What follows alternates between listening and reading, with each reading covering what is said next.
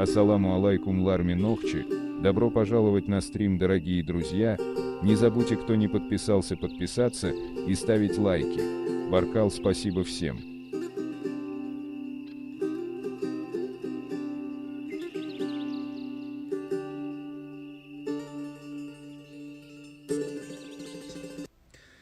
У себя в эфире, дорогие мои друзья.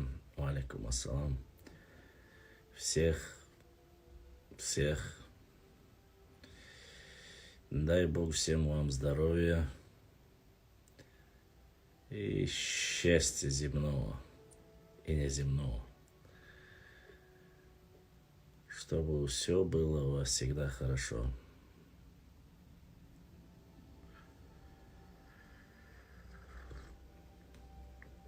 Алейкум ассалам.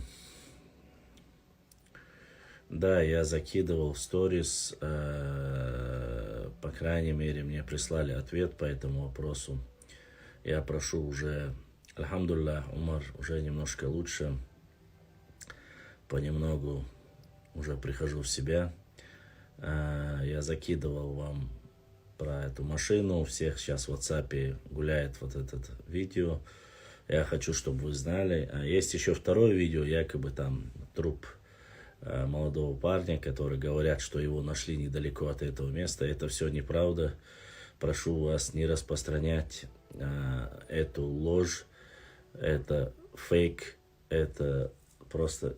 Этот человек умер совсем в другом месте. Это не относится к этому случаю никак. Этих ребят посадили, задержали следственные органы, поэтому родственники просили уже не распространять, уже все насчет этого известно. Поэтому не раскидывайте по WhatsApp труп, который показывает якобы, что этого парня нашли мертвого. Это неправда. Это совсем другой случай. Это можно было понять и даже и без этого, конечно, потому что сразу видно, что это разные периоды, разные места, погода абсолютно разная. Если бы его нашли бы там же, можно было понять, что там снег, и совсем по-другому было. Поэтому, чтобы было понятно, чтобы вы знали, это абсолютно разные два инцидента, которые произошли. И Вельчун Далгеш Дойл, но прошу вас не раскидывать, уже родные и близкие знают, где эти люди. Они, поскольку, если я правильно понял, они задержаны следственными органами. Вот, и люди просили не раскидывать это видео, уже все известно. Вот такая вот ситуация.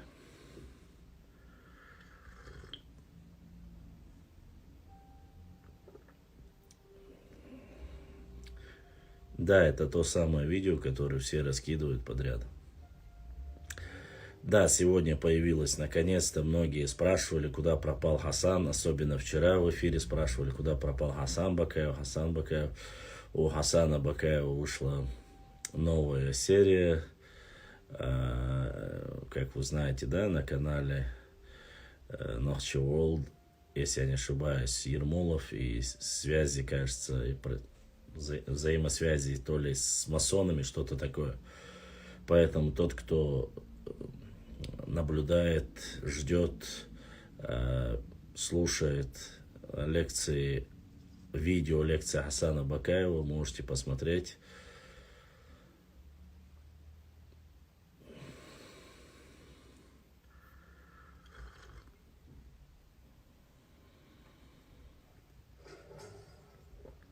Поэтому вот, Башлам, сегодня 2 золота по борьбе ногти взяли на чемпионате России. Элама диктует, да? Да, я Беркет и да, это хорошая новость. Это великолепная новость. Каждая золотая, серебряная, бронзовая медаль для наших спортсменов, для нас всех это очень значимо, очень важно и нужно. Конечно, мы в основном работаем в направлении спорта, там военное дело, но мы надеемся, что в будущем все больше и больше у нас будут и награды, и золото, и в других номинациях, не только в спорте, но и непосредственно очень на это надеюсь, что и у нас будут лауреаты и претенденты на непосредственно Нобелевскую премию. Вот. Ютубовские братья Ибраим Дайрес Хил, что подключил наших братьев, сестер из Ютуба.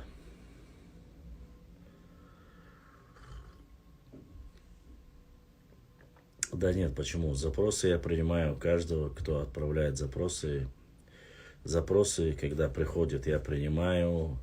Сообщения, которые приходят по Инстаграму, в основном зачитываю.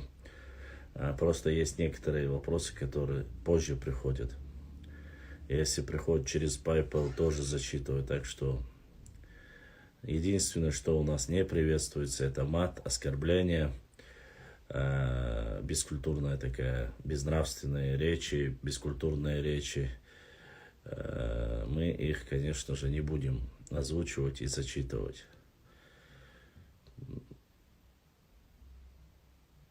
Дересхел.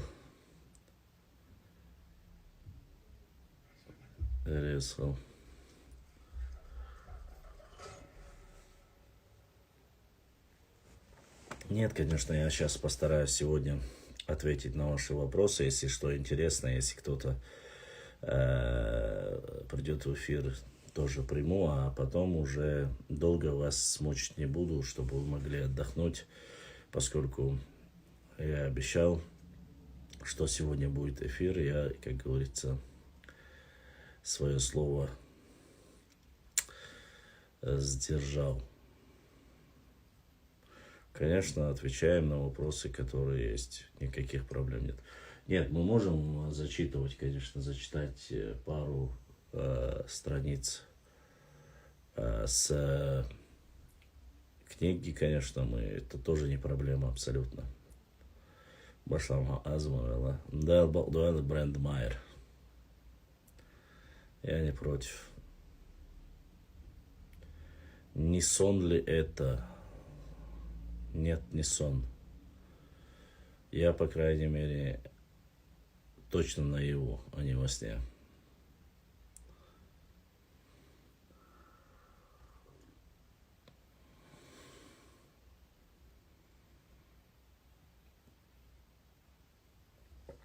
Гургал, Наиб и мама.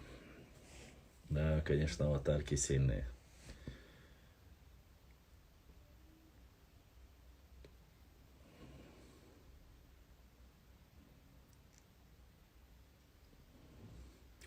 Максимально пытаемся ответить, конечно же. Ва алейкум ассаламу рахматуллахи ва баракату. Медный дал везелха.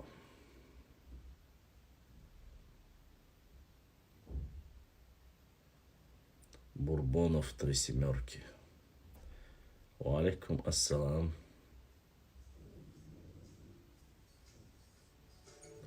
Ва алейкум ассалам.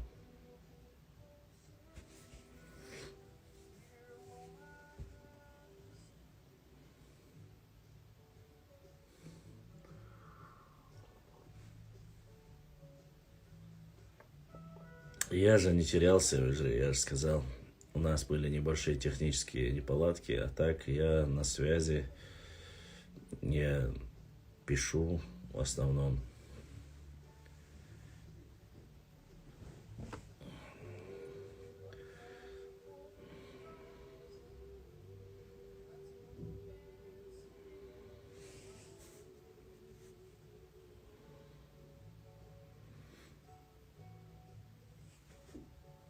Алейкум ассаламу рахматуллахи ва баракату.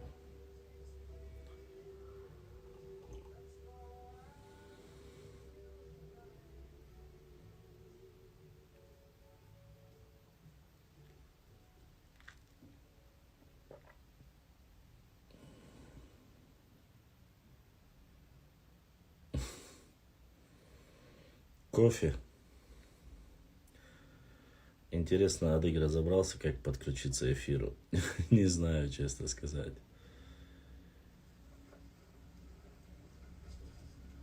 Нет, камеру не купил. К сожалению, Брендмайер не купил. Не смог я. Пытался собрать, но никак не был. Guten Abend. Guten Abend.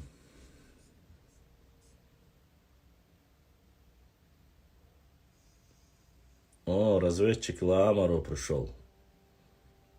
Салам. Друг Черто и Рамазотти. Алейкум ассаламу рахматуллахи ва баракату.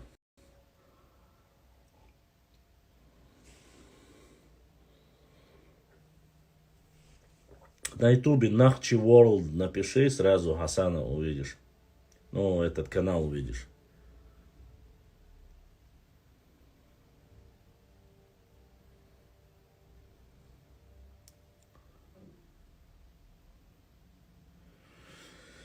И если бы... Алейкум ассалам. Если бы запрос пришел бы, я бы его принял, вы же видели вчера. Ассалам алейкум, Башлам. По какому виду спорта выиграли золото и где именно? Выиграли 2 спорта по вольной борьбе. 2 золота. В каком городе, я не знаю, Гуно, Хатес, Гуно, в каком городе выиграли золото они? Это другой Луамаро. Не знаю, другой нет. Но он очень похож на него.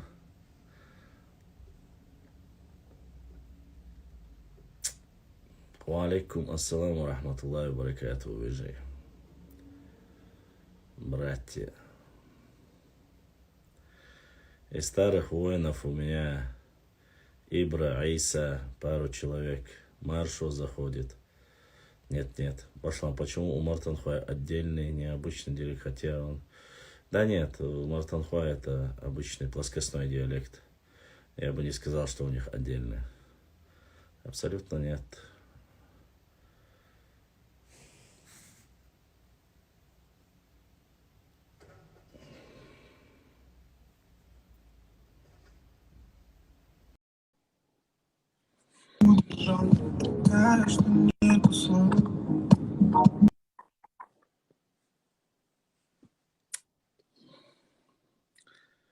Не в школе декабристов преподносили как героев Робин Гудов. Оказывается, они были масоны. И я. И Джузи, да. И я того же мнения. Таня тоже заходила и пропала уже. Я не знаю, запрос отправили, я принял. Видать, просто ошибся. Брат наш, Кавказ, мир.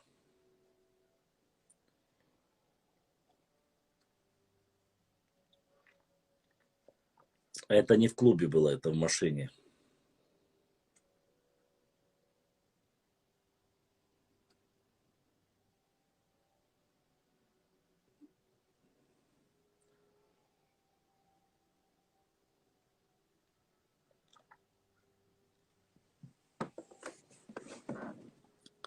Я все-таки не диалект, я бы сказал, говор.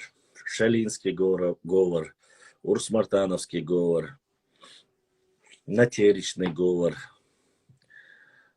Казахстан, ассалам алейкум. Ва алейкум ассалам, Башлам. Если Саид Сахмад узнает, что Таня заходила, всех велгучу эфире. Саид Мухаммад обычно очень сильно любит кидать. Ну да, в принципе, если узнает, что Таня зашла в эфир, он, конечно, может. Он любит покозырять у нас. Дон Жуан Хуан Маринос. Говор и ночи два, что и дать.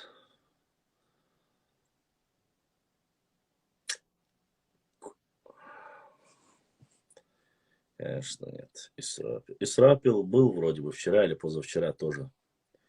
Башлам, я сегодня обидные слова услышал. Нохчиуса. От кого? От кого ты услышал обидные слова? От меня? Вроде бы я никому обидных слов не говорил.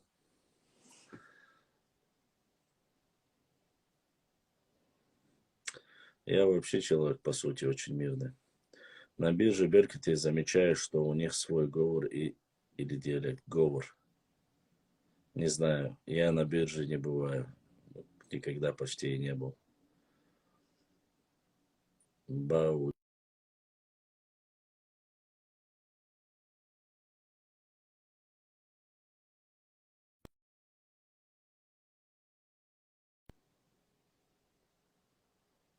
Говор. Не говор, а говор.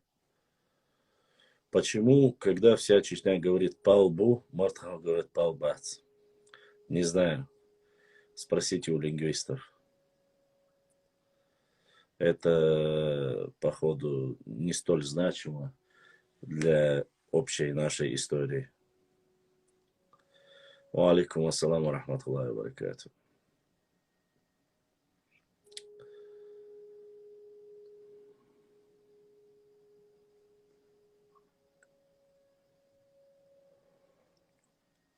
Саха Машу. Он хадис, вы же знаете, трафик Даханел Хулхулду. Башлам, скажи этому парню, что у русмартановских перекупщиков авто вообще другой диалект.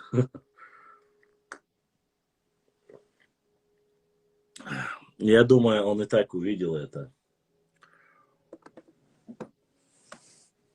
Надеюсь, по крайней мере. Не знаю, европейские новчи в последнее время что-то немножко в эфире у нас активность потеряли. Но это не обозначает, что их нету. Они, конечно же, есть. Но их меньше, чем раньше.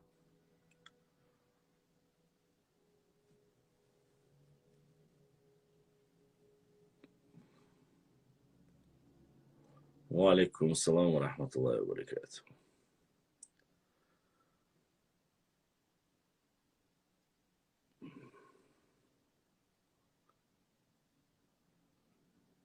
Değildi adartsun Сисар и Ахчгайт Диеш. Не знаю, о чем точно на рынке машин тоже так. Волна отца тектонический толчок мою. Не знаю. Ва алейкум ассаламу рахматуллахи ва баракату. Пал буйбаться не знаю, но Мартан Хуадик нахуй.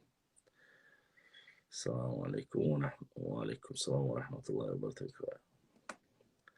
Башлам Панкиси с большой буквы в разных селах, как говорят по-разному, ощутимо это получается говор. Да, диалект кистинский, а говор может быть разный.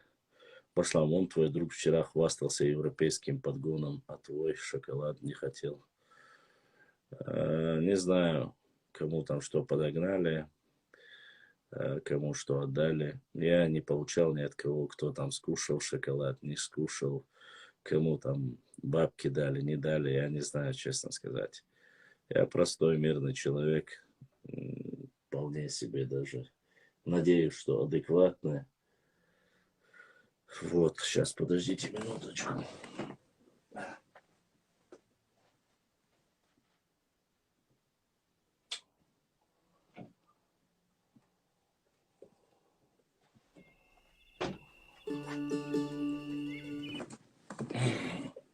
У кого там что, не знаю.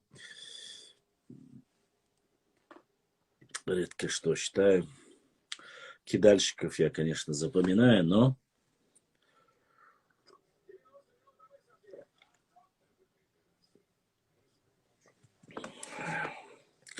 друзья, ничего. Все мы все отдадим в судный день. Квантовый толчок бая.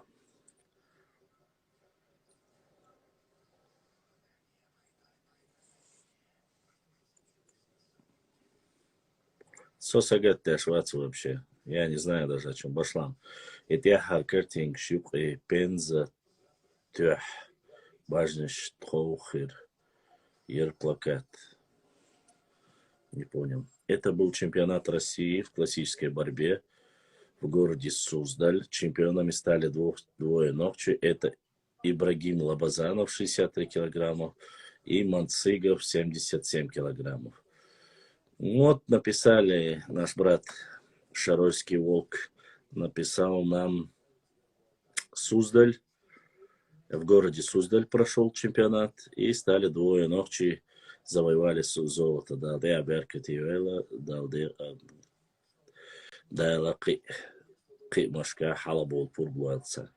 Не завидуем башлам, должникам твоим и моим тоже. Элаят, не переживаем. И Суздаль, интересно.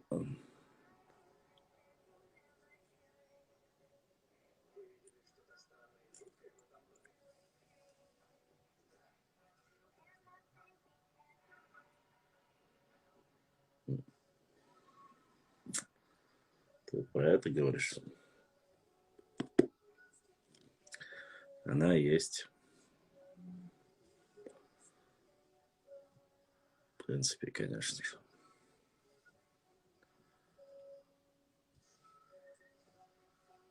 По крайней мере, пока разнообразие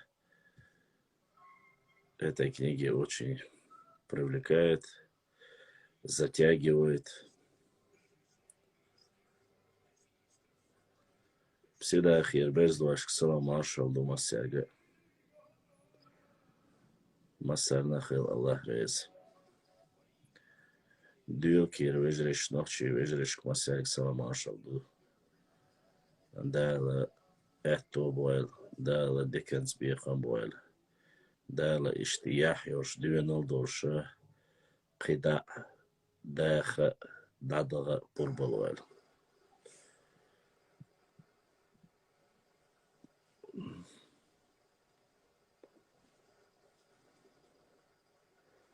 Частично кистинцев выслали, частично. Не всех, а частично.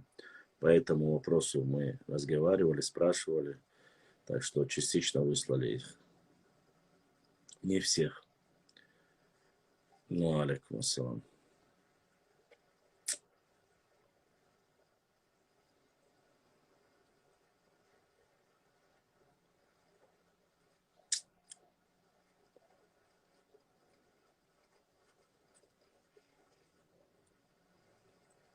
Умдерес хил.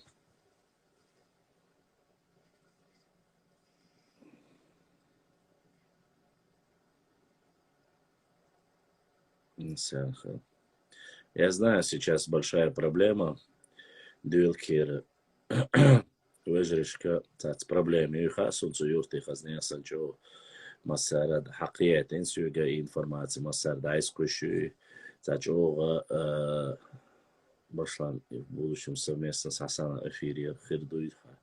Если Хасаны Инстаграм чуах страница ёж и хилах я хажару соцашеку я ца проблеме отсюда.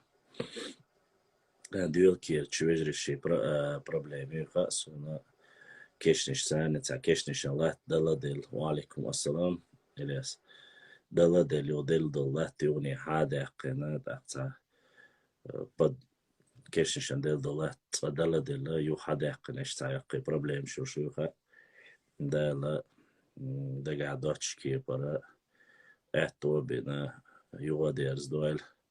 Это, конечно, в 21 веке, что не дают. Сперва дали, а потом уже под разными предлогами отняли землю под кладбище. Среди мусульман такого, конечно, быть никогда не должно было. Я такие вещи, конечно, никогда не понимаю и не пойму, что за разговоры не дают людям места для того, чтобы захоронить. Тем более, что Дюльк Псидаха, это село находится в этом месте раньше, чем все остальные села вместе взятые. Это, конечно, очень несправедливое отношение к своим братьям не только по крови, но и братьям-мусульманам. Конечно, людям, которые ведут проповедь, пятничный хутбу, должны были об этом говорить, должны были об этом довести до людей, и довести до главы региона, чтобы людям выдали землю для того, чтобы они могли хоронить людей. Чтобы в 21 веке такое происходило, тому такого у нас нету. Даже какая бы проблема ни была, таких проблем даже нету в Ауховском районе, которые до сих пор не могут восстановить свой район. Из-за Аллаха, я не знаю, как они должны, как они собираются перед Всевышним стать. Мне многие присылали, я понимаю, что это соседний регион, но поскольку я являюсь только лишь, как говорится, блогером, все, кто проживает в Сидахе, это 99% представителей нашего народа, которые живут там уже не какие-то 10-20 лет, там, живут 100-200 лет на этих землях. И такое несправедливое отношение, это не укрепляет братские отношения, не укрепляет мусульманские какие-то взаимоотношения. Можно говорить о политике, можно говорить о многом другом, но такие вещи, конечно, допускать никто не должен. Алейкум ассаламу рахматуллахи ва баракату. Дуэл кирвежриш кшапсида хирвежриш кижриш масарга мовчучу абеш и цаху шабачун и цегу шабачун духобочен ха-хашун дуаглашун шун переживать то шун. Вот.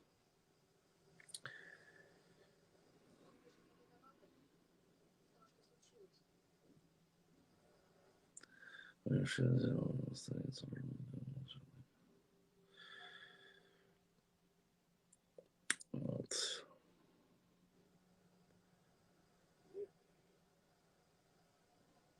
Одна ситуация была в Аухе такого рода, такого формата ситуация была, я помню, но это возникло небольшой эксцесс, возник с Юли, вот.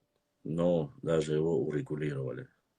Здесь я помню еще при Евкурове выдали место для захоронения, выдали какую-то часть земли им, если я не ошибаюсь, я могу детально все не знать, а потом сейчас воспользовались то ли этим моментом, пересмотрели, переиграли, забрали из-под кладбища, которые дали землю, забрали. Вот такая ситуация там, непонятная очень ситуация, короче, вот так вот. Урарту, смотрите, насчет истории Урарту, урарской истории, не все так просто, поэтому нужно детально изучать. Это очень сложный вопрос, говорить однозначно, говорить, что это только наша история, хурицкая, урарская. Здесь нужно быть осторожнее с этими вопросами. Поэтому я не отрицаю, что нет, конечно, мы относимся к хуритам и урартийцам и уверены, что это часть нашей истории. Однако не все так просто, нужно вот эту косвенную связь доказывать максимально. Вот, поэтому не все так просто. Мы огульно говорить и называть это все наше было, это неправильно. Будьте осторожны со словами, будьте осторожны со своими гипотезами. Вероятно, возможно, нужно использовать, когда мы говорим об истории. Вот, поэтому надо больше читать, больше изучать и доказывать. Однозначно говорить, что только мы, это неправильно будет.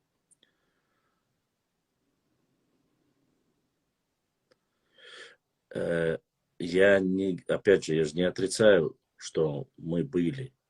Конечно, были. Но говорить, что это только наше, что только мы там были, вот это я прошу с этими словами быть осторожнее. Мы должны анализировать, мы должны непосредственно работать, доказывать. Не просто так говорить, я знаю, что это мы, и все, ни больше, ни меньше.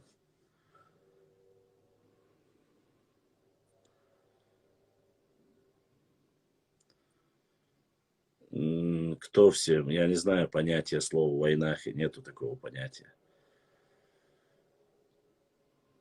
Нету этнонима такого, как войнахи.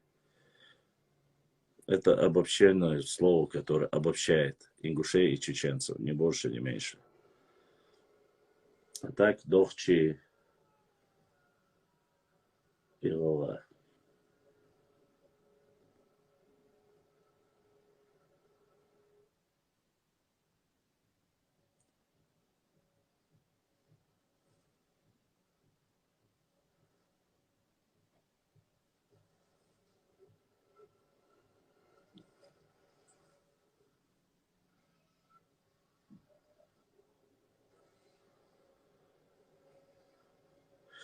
Удины считают, лезгины говорят, что это относится к ним. Не-не, мы только мыться Бог. Ну, это да.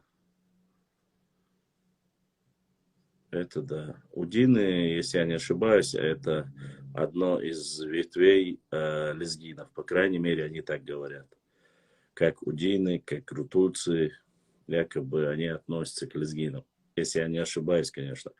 Но сегодня они, конечно, будут себя считать, возможно, отдельными, но мне так объяснили представители лезгинов, что это один народ.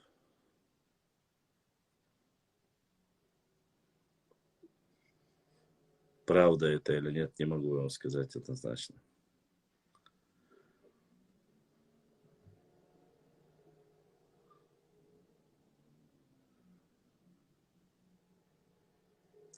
Это как раз таки лезгины сказали, что это их часть народа. С удинами мне не приходилось, конечно, общаться. Надо посмотреть. Вот. Ва алейкум ассаламу рахматуллахи ва баракату.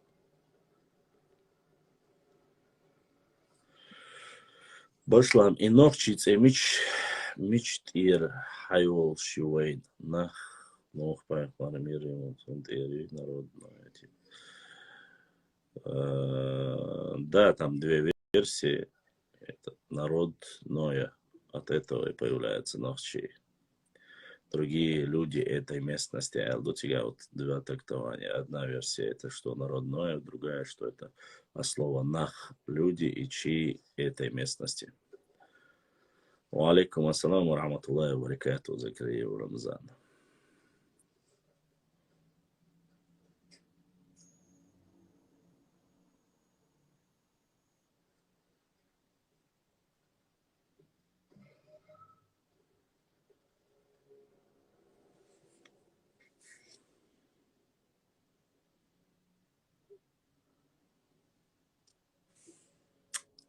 Так, расскажи про фонему F. Вам про фонему F рассказывает генерал стратегического назначения сказочник Бузуртанов. Я про фонему F рассказывать ничего не буду. До определенного времени мы у себя в Чечне не использовали букву Ф, насколько я знаю.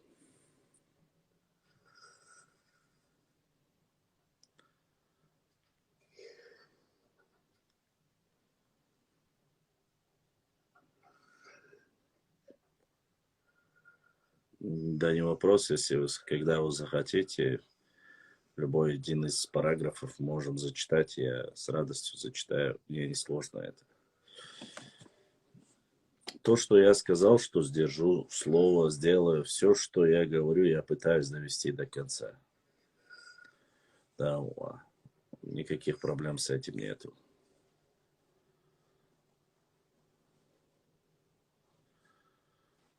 Поэтому...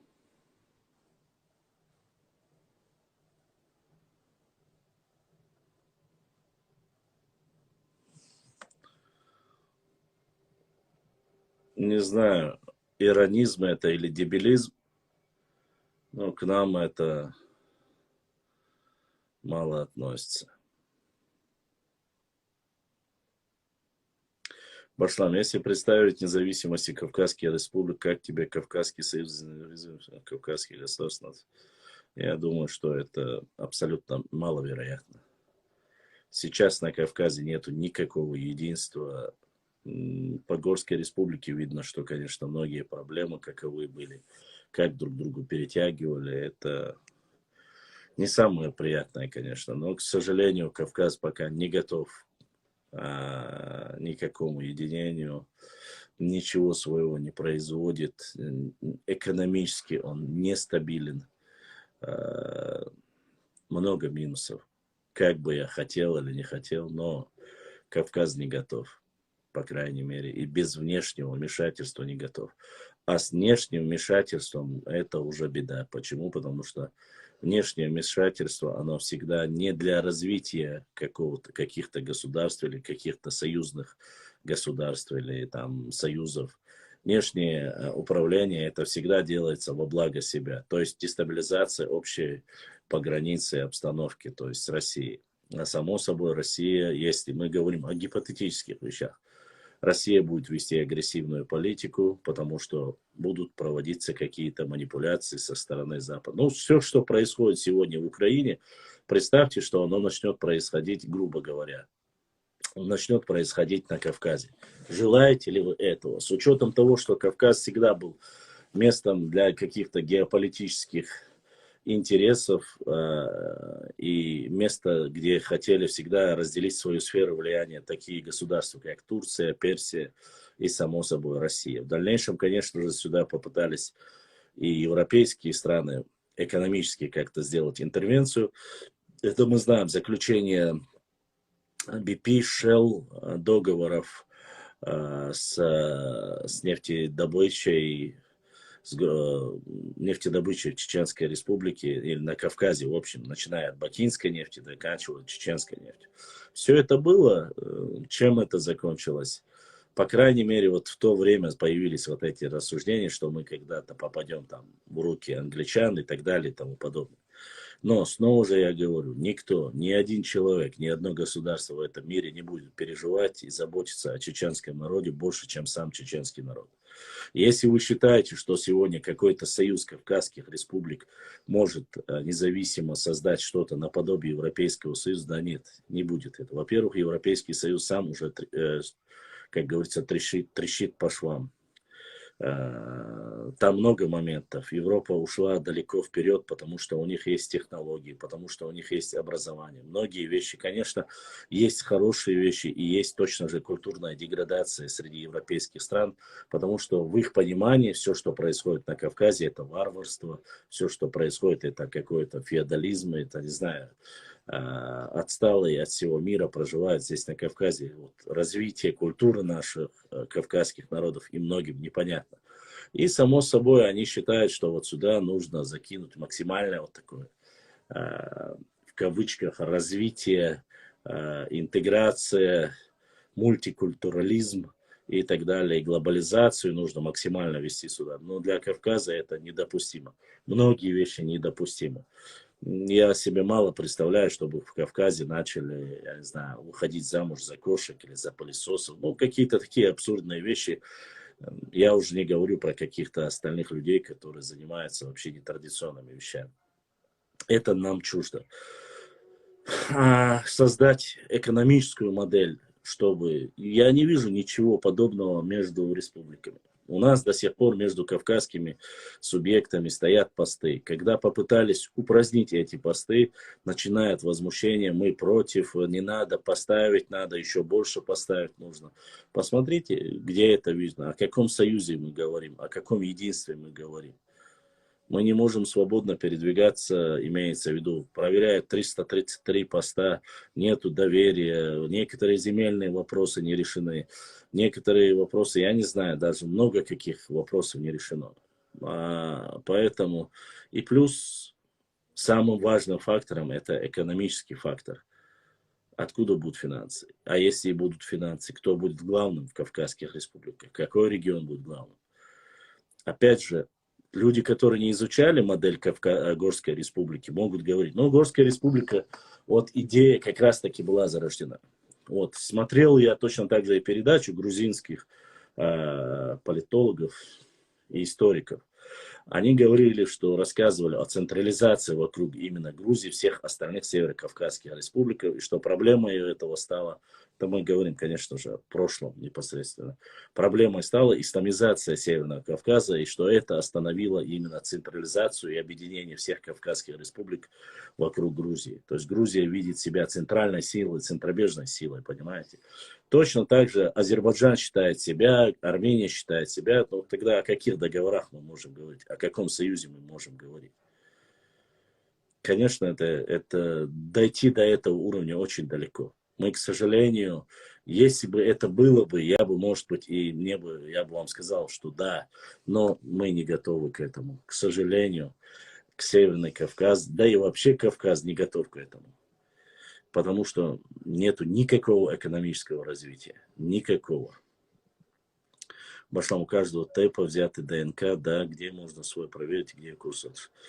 ДНК, посмотрите проект Пахрудина Арсанова в Фейсбуке, узнаете, какие тэпы, где что сдавали. И здравия желаю всем иноязычным и иноверцам мира вашим домам. Тебя тоже. Я здравия желаю, Борзайл. Я говорю, если представить. Ну, вот как бы я сказал, Борзайл. Ассаламу алейкум, санвежри ва алейкум ассалам. Просто это республика, я о Союзе говорю. Да нет, разницы нету. Горская республика, это я вам тоже привожу как модель. Но не больше, не меньше.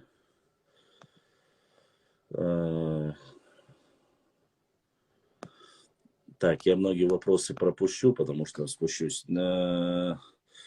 Давайте сейчас не бросаться громкими словами, особенно тем братьям, которые проживают в алейкум ассалам, которые проживают далеко за пределами и рассказывают нам здесь, которые проживают дома, здесь про различного рода термины, политические термины. И мы говорим об истории.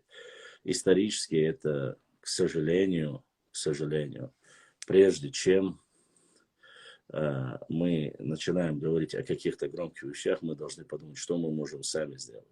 Сколько заводов мы можем построить, экономическую модель выстроить, объединить весь народ, быть единым целым. Ну, много вопросов, которые нужно решить. Не решая всех этих вопросов, не решая всех этих вещей, нужно понимать, что мы получаем, если ты дома живешь, так, тем более, я знаю, о чем я говорю. Надо понимать, что мы изучаем, алейкум ассалам, изучаем историю. Для чего? Чтобы увидеть все минусы и все плюсы.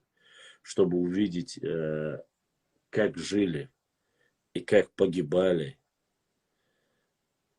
национальные герои нашего народа, духовные лидеры, достойные сыновья нашего народа. К чему мы должны прийти? Чтобы прийти к чему-то большому, феерическому, нужно мы элементарно простые вещи даже решить, которые мы вроде бы все знаем, вроде бы все тянемся к этому, но не решаем. То есть создать некий альянс Северного Кавказа. Но есть альянсы Турция с Азербайджаном, Армения с Россией, Грузия с Европейским Союзом. Я не говорю, что плохо. Я не говорю, что это плохо или что хорошо. Я это говорить не буду.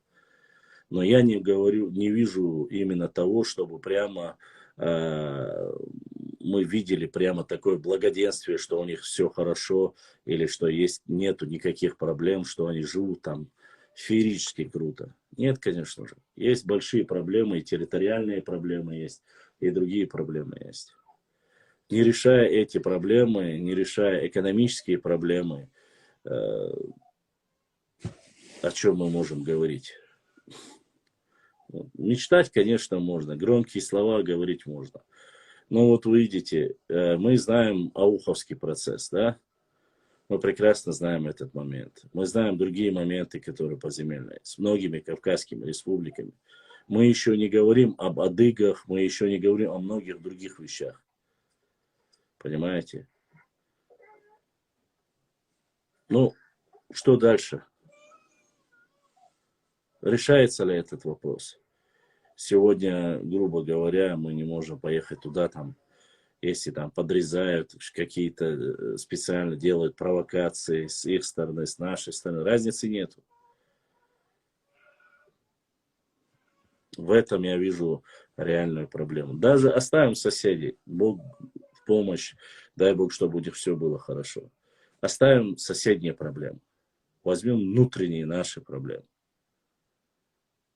Внутренние наши проблемы мы не можем решить. Ну, как в плане в каком? Я говорю, вот в сердце, в голове не можем это все решить. Один выше другого себя считает. Другой там себя считает там западником, другой там восточным, третий, десятый, там кто-то лучше, кто-то выше. Эти вопросы, эти проблемы, они просто как снежный ком.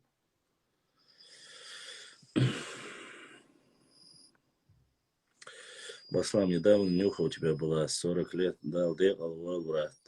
Сахал хахаз дышнеш от души. Ваша ДРС Хейл дал Сейдуэл, да, исполнилось, конечно. День рождения, конечно, было. Ну, как день рождения? Можно сказать, тому это название было, а так, ДРС Хейл, что поздравил, напомнил. Приятно, конечно, видеть, слышать поздравительные слова в свой адрес. Это, конечно же, без этого никак нельзя.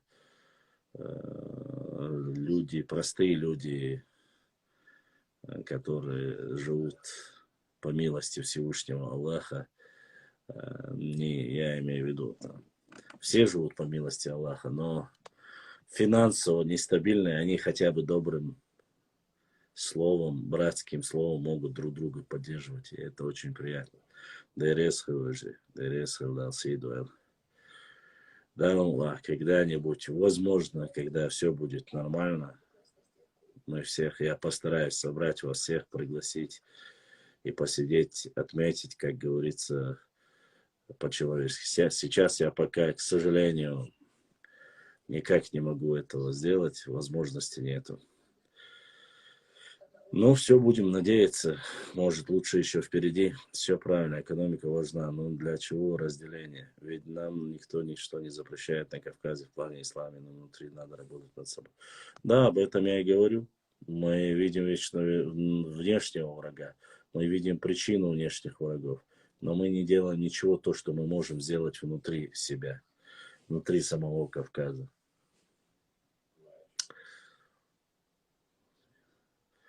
Вардло, я же сказался, это шхла. Я понимаю, что сегодня возможности, конечно. Я думал, там, если получится хоть определенно собрать, но, к сожалению, январь месяц, у всех кризис, у всех не занять, не взять, человек, аж дочи, это бочи, короче. Ну, удивился.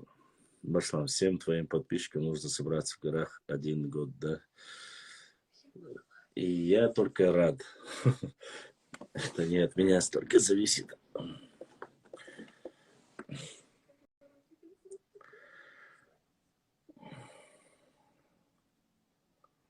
Почему не разоблачают? Почему вы разоблачают? Что за вопрос? Почему вы разоблачают? Сивеликсет 775. Я не понял вопроса. Задайте опять. Не понял я вашего вопроса.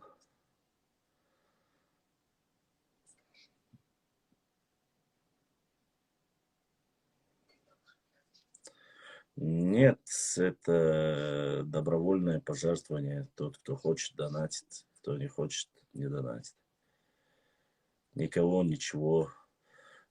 Почему вы разоблачаете ингушей? Я не разоблачаю ингушей, я разоблачаю лжецов. Все, кто льет грязь, несправедливость по отношению к чеченскому народу.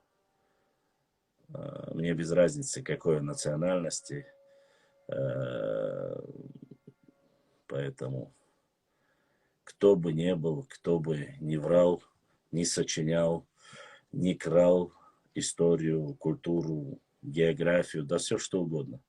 Поэтому разоблачение есть со всех сторон.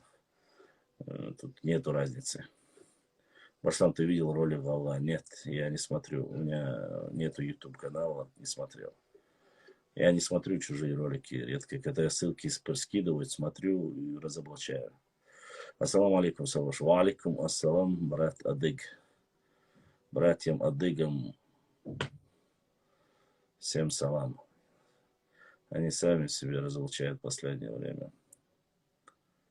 Да, мне без разницы, я же говорю, нету там разницы, кто это. Лжецы, нарнийцы не имеют ни нации, ни веры, ничего.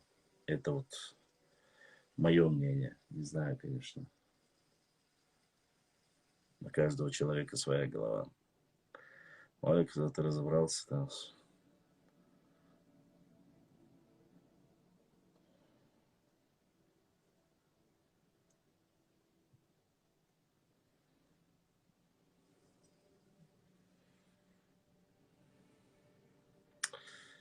Братья лишь на словах, а на деле только некоторые народы мы до сих пор. Так, какая разница, ингуш, чеченец или кто другой? Провокаторов нужно провокаторов обращенную погибель. Абсолютно верно. Я тут и никогда не было цели давать окраса лжецам, подлецам, мошенникам. Никогда. Нету никакой разницы национальности. Лжец может быть любой национальности.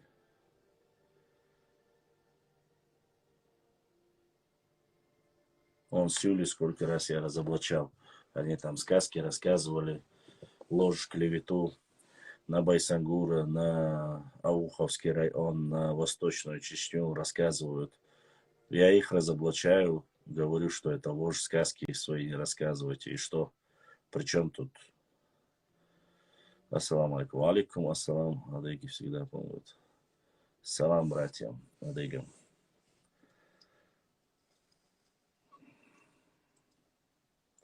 Пошла ногчик, он халх, мух, алфавит, хил, его буквыш. Здесь очень сложный вопрос, Моусар. Использовали и латиницу, и арабскую вязь, и грузинскую вязь, поэтому говорить однозначно мы не можем. Дали слово, что они будут преследовать своих, если они будут на нас клевещать. Нет, я не видел. Почему вы именно ингушских лжецов разоблачаете, а не лжецов из других наций? Сивиль XZ3775, ты, кажется, ошибся. Я только что тебе говорил. Не только ингушских, не надо врать. Разных. Я не знаю, откуда ты взяла эту информацию. И сегодня вообще никто вроде бы об ингушах не говорил, кроме тебя, который ты зашла и говоришь. Там что-то начинаешь там выдумывать. Я уже об ингушах не говорил 100 лет. Поэтому нету разницы, ногчи или ингуши, чтобы кого-то обидеть или оскорбить. Такого понятия у меня не было. Серблой тейп дойзи, он дойз, ногчи тейп дух серблой. Цен ногчи тейп дух.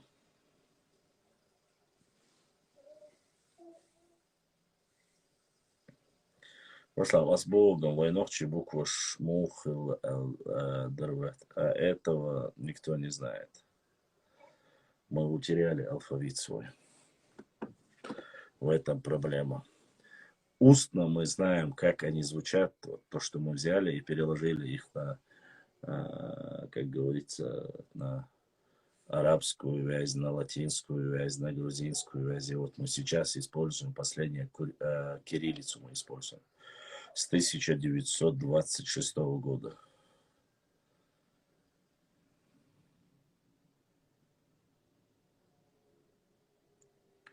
Они их потом скажут, типа сербы, не знаю, сербла и сербы, ну, да, звучит. Пошла, что там Бдузик про нас придумал? Они сейчас не знаю, но немного ранее они гнали вот эту тему, прогоняли о том, что Мария Темрюковна заключили договор, что якобы Россию на Кавказ привели там якобы черкесы. Вот эту тему они проталкивали очень сильно. Честно сказать, ничего глупее не мог слышать. Россия, вне всякого сомнения, свои интересы бы продвигала, и она искала путь, выход вплоть до Индии. Это вот мечта у них была. Вот. Но многие этого не понимают, что когда есть геополитически сильные такие державы, им какие-то маленькие регионы, которых можно поглотить, завоевать, ничего не стоит. Поэтому не понимают они этих вещей. Конечно, не понимают, ни про войны не понимают. Но там еще до этого имеется в виду, Адык,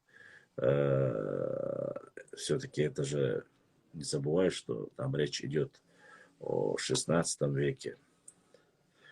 Как думаешь, действительно ли ингуши были амазонки? Честно сказать, даже не стану об этих это обсуждать. Мне дела нету, честно сказать. Это их история, меня это не касается никаким образом. Вот. Амазонки это вот нечто такое, которое нужно доказывать. Кому только, кто только не говорит про этих амазонок. Вот. Уважаемые мои друзья, время эфира первой части у меня закончилось.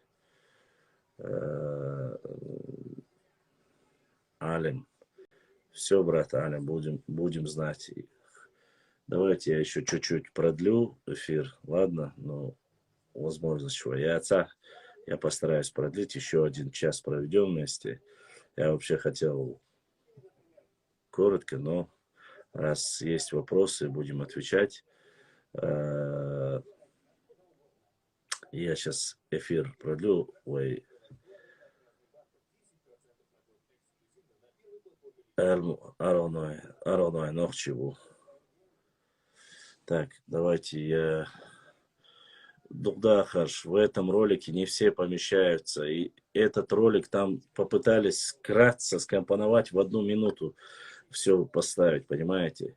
Чечен 149. Лоша, вала, я пытаюсь с возможностью ограниченную. Это я сейчас перезагружу, и мы постараемся еще чуть-чуть побыть вместе.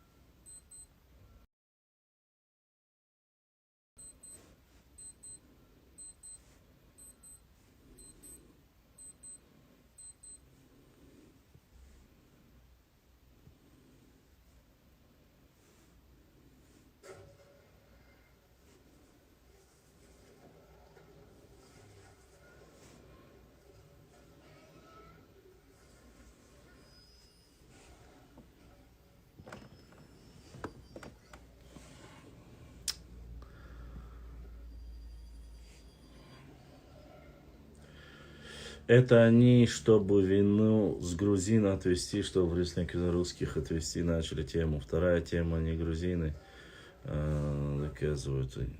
Ну, я не обвиняю вообще никого, честно вам скажу. Кто привел, не привел, еще раз вам говорю, нету никакой разницы. Никто, если бы даже не обратился бы, Россия, как супердержава, продвигала бы свои интересы дальше на Кавказ. И разницы никакой нету. Сделала она это через море или сделала она сухопутным путем, никакой разницы нету. Это бы все равно произошло. Где находится Персия? Но она свои, как говорится, свои возможности использовала, чтобы влияние свое использовала, чтобы завоевать покорить Кавказ. И частично у них это получилось. Ведь получилось это. Конечно, получилось. И тот человек, который отрицает и говорит, что не получилось у них и так далее, и тому подобное, получилось. Большая часть Дагестана была под персидским влиянием. Большая часть Западного Кавказа по истории, по пониманию истории, считается, что было под атаманской Турцией. Ну, посмотрите все карты. Именно так и выглядят. Они показывают, кто какие влияния имел. И это не зависит там от того, хотели эти народности, малые народы, или не хотели. Это было, это будет и это есть. Каждый пытается сегодня распространить свою сферу влияния на те или иные регионы. Поэтому не надо говорить, что там эти виноваты в этом или эти виноваты. Нет. Просто каждый пользуется этим.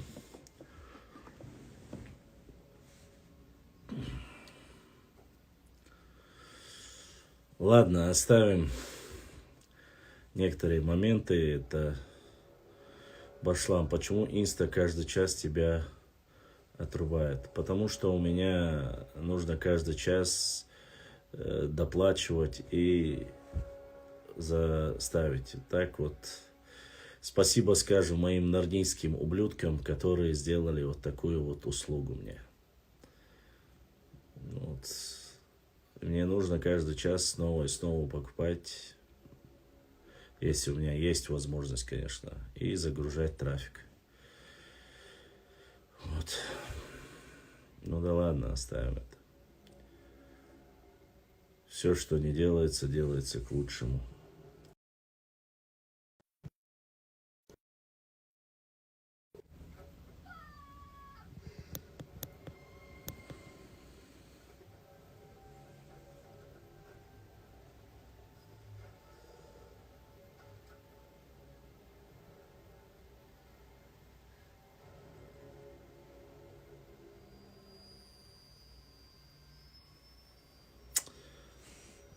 Неважно, как они это сделали.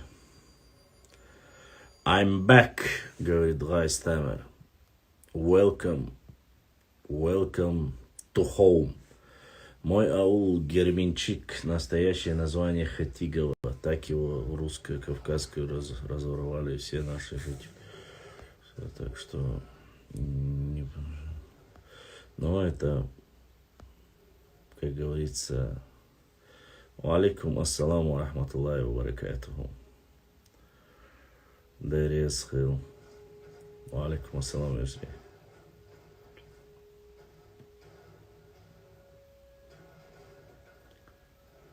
Алексей Гришин.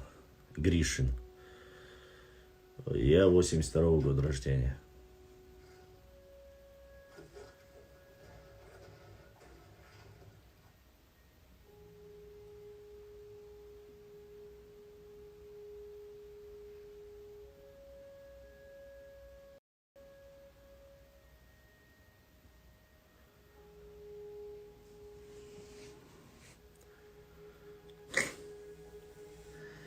Эх, молодой, где я там?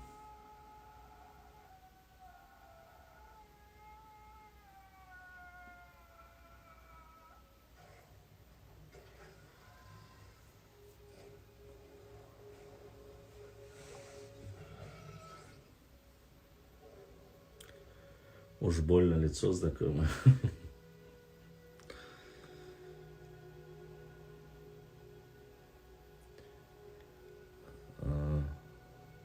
Бывает.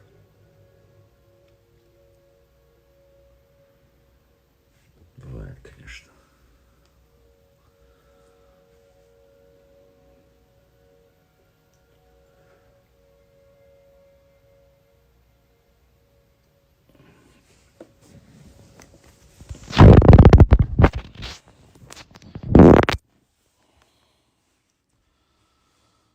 Помогают или не помогают, присылают или нет, это не важно, друг мой. Мое дело выставить Кто хочет, тот помогает, кто не хочет.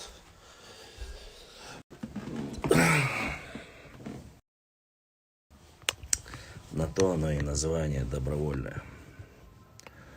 А так ничего. Я рад, что могу хоть какую-то пользу принести, если приношу ее, понимаете? А к работе это не относится. Моя работа, моя специальность совсем другая в основном. Государственное, муниципальное управление, там, менеджмент, социальное направление. Вот. Да, я живу в Грозном. Чечен 149. Да, Аллах, конечно. Башлам, есть какая-либо информация о потерях нашего народа при нашествии Тамерлана? Нету. Не то, что нету информации. Там в процентном соотношении я видел несколько выступлений, что где-то оставалось до 15, от 15 до 10%, что Тамерлан уничтожил. Тамерлан, хромой Тамерлан уничтожил. Вот.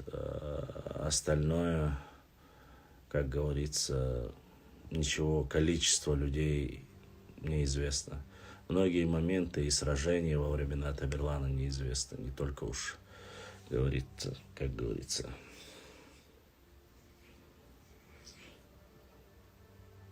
Поэтому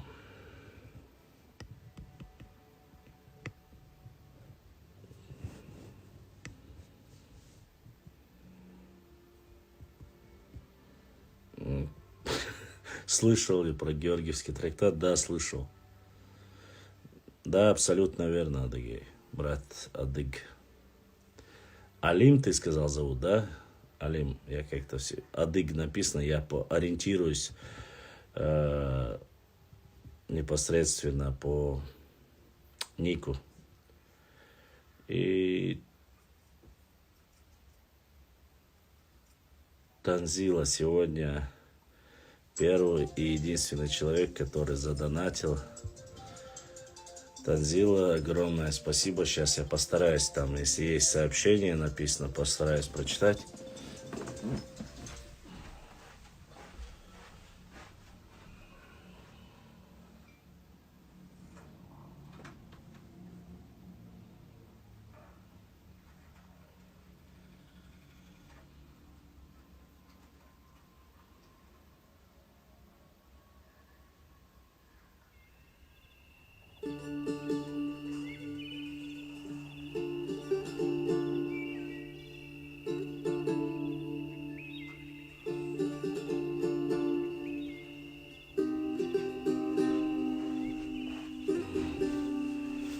По крайней мере, там не показывают, но Танзила да Алса Дуэл Будисна Гезашка Соудолил. Дай Аллах, чтобы все, что у тебя осталось, приумножилось в тысячи и миллионы раз больше.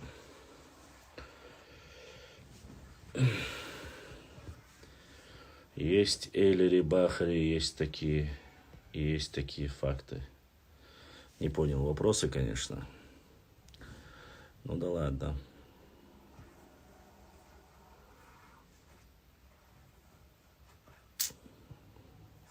Да, самое интересное, когда остается последние минут 10-15 перед тем, как отключить или перезагрузка через каждый час, да, активность просто бывает бешеная. Минуту-полтора ты перезагружаешь, заходишь, все теряется. Вот это, конечно, какой-то странный, непонятный для этого дела, конечно. Да, Тамерлан был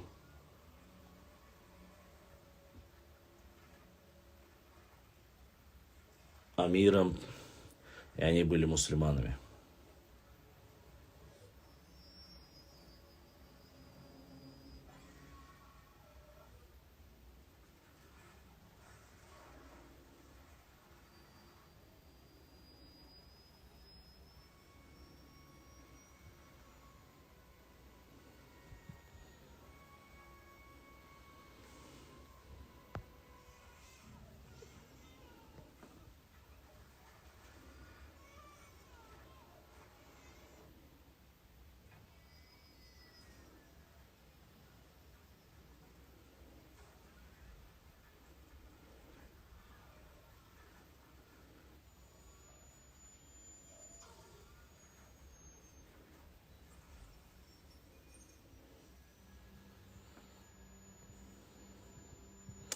Нет, ты ничего не путаешь. Валикум ассалам.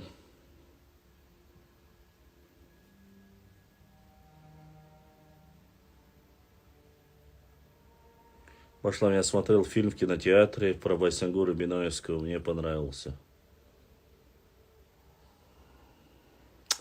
Башлам, ты на штыды Жирасланс Гукетлова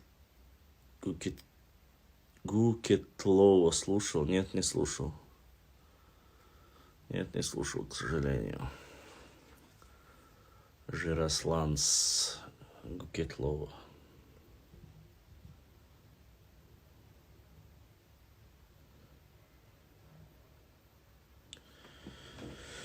Так много материалов, так много чего нужно сделать, честно сказать.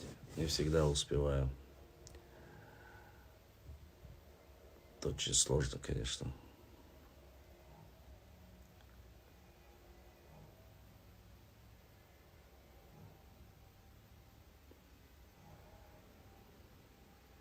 Я, честно сказать, сейчас мало уделяю вниманию аудиозаписям вообще. Музыку очень редко слушаю. Я в основном работаю. Ибраим, я знаю, Бярткел, древнее чеченское село. Ибраим. И много читал про это чеченское село и про это село. Перенаправь мой вопрос пошлам, пусть он расскажет про его. Древнее сказать не скажу, но древнее говорить это немножко иная тема. Да, начало 19 века, пока по той информации, которая была, информация, которая у меня есть, по 1811 году. Вот, рассказывать в основном как таковое сражение, это я не могу сказать, что были пару сражений с терскими казаками, селение, некоторые моменты говорят, что сжигалось, не все сжигалось или нет. Вот, осели на этой территории в основном с Черных гор представители непосредственно и Уарстхуай, и Кей, и Хакмадуай, многие из разных, как говорится, сел. Цуан, Труай, Чертуай, Докуберткела, Эхшпа, Туай, Хуай, я могу Балуай, и Баулуай Бубмятсун. Я путаю, то ли Баулуай есть, то ли Балуай, Балуай Бубалах Мятсун, ну, вот много разных типов, вот. Само собой, как говорится, как рассказывать, как такое про свое я Чермой я не слышал, честно сказать. Чермой бумя шикруай буйхасун, Чермой бумя чуатсу тига, бомбар тига, Чермой хила тига. Поэтому про свое, как говорится, в последнюю очередь рассказывают. Валикум ассалам. Да, моя душа. Дайте доработать. Максимально я соберу информацию и, иншаллах, расскажу вам.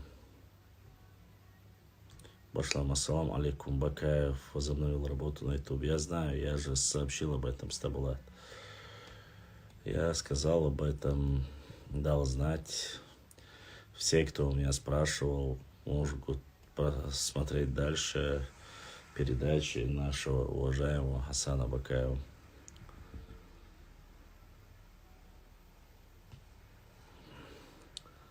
Башлам, Наурский район, почему наших очень мало говорят, что живут, правда ли это? Нет, неправда.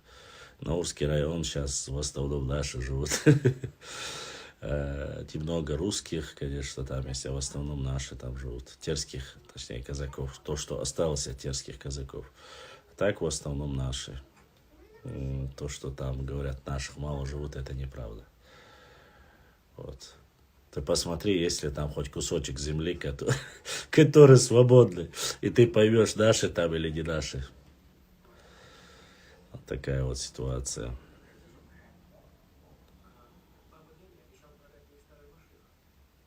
Нет, только Танзила.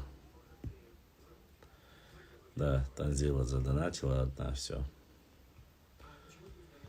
Я вчера спросил с одним из-за этого. Я вчера спорил с одним из-за этого. Можешь так, не переживай. Шабл, Чебер, Луай, Шаруай, Тигаш, в основном. А видел, как дагестанский отреагировал на приветствие «Ассаламу алейкум» в прямом эфире. Спорил. Ва алейкум ассалам.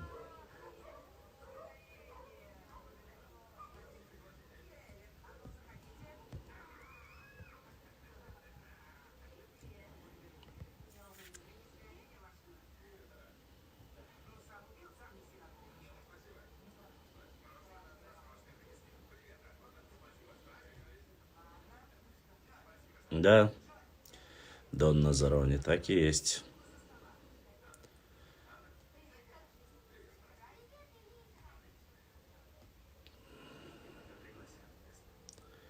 Шаройский спецназ.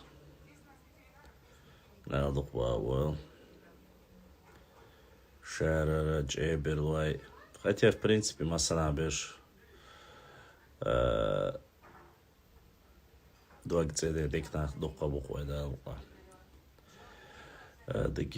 Сейчас пока выпал я сейчас немножко из-за болезней, из-за каких-то технических проблем, здоровье матери тоже не самое такое лучшее, как бы хотелось. Немножко выпал я, ну да, возобновим. Поэтому все сделаем, попытаемся, по крайней мере.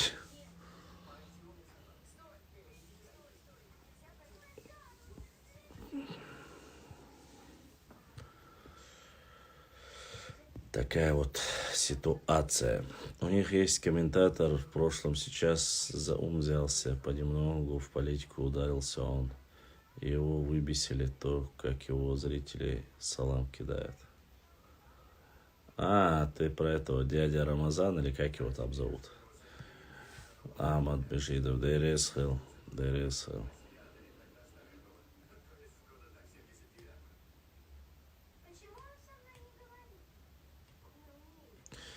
Ну, понимаете, название, чтобы можно было сказать древнее село или древнее поселение, то это понятие очень растяжимое. Если бы это оно было 14-го, там, 15 веков, то это можно было сказать древнее.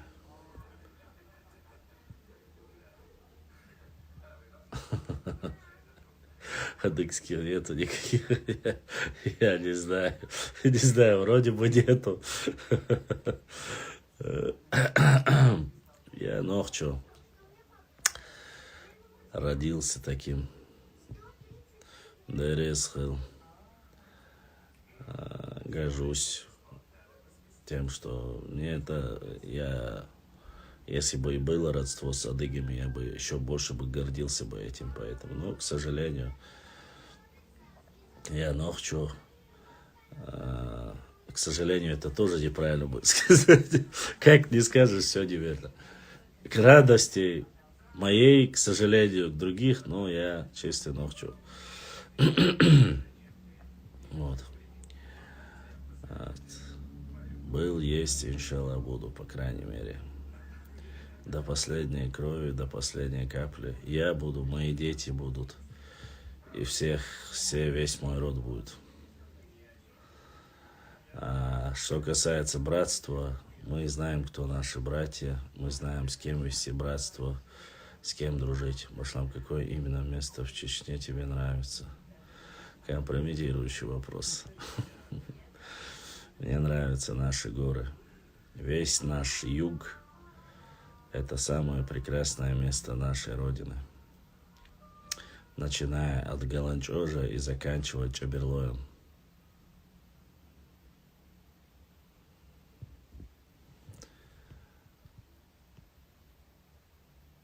брат адыг, ну это... Почему? Нет, мы просто потихоньку живем. Башлам, я читал книгу Баркал, мне это нравится.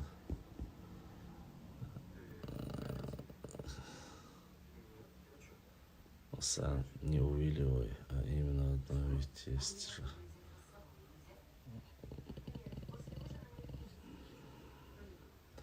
Хотел бы Майста посетить, конечно, хотел. Я был бы рад быть в родстве с адыгами, и я что ты... Ну, в любом случае, как-то так. Я не хочу никого обидеть. Ежик в тумане. Этот мужик очень хорошо разговаривает на русском. Какой мужик? Ежик в тумане. Ты о ком? Наш народ в себя еще не пришел после столетней войны с мощной империей. Да, согласен. Да никто не пришел, Маша. Ты думаешь, мы пришли, что ли? Не так много времени прошло. Ашхундо адыгиш сразу хасуна штаги. Атахара абаздела аяд. Башлам, ты считаешь адыгов ингушей братьями, грузин наши? Я считаю всех кавказские народы братьями, соседями. Но если исторически говорить, более воинственные это братья адыги, лезгины. Ничего тут такого нету. У вас еще и высылки, еще 2 войны, да.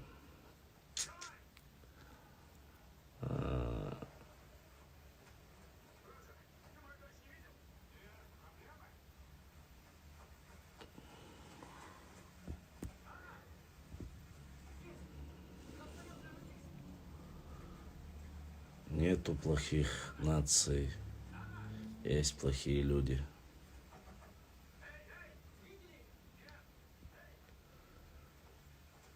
Башлам, лезгисяк.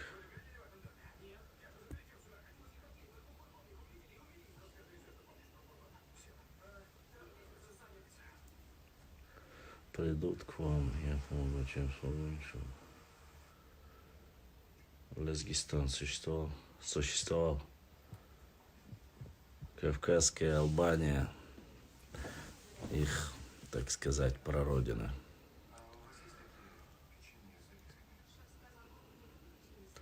А то, что грузины приняли панкийских чеченцев, не ели их выселить, это как?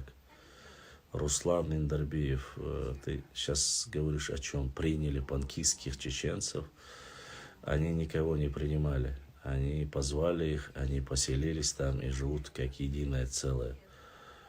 И это хорошо. Они приняли своих братьев, своих соседей. Что тут плохого?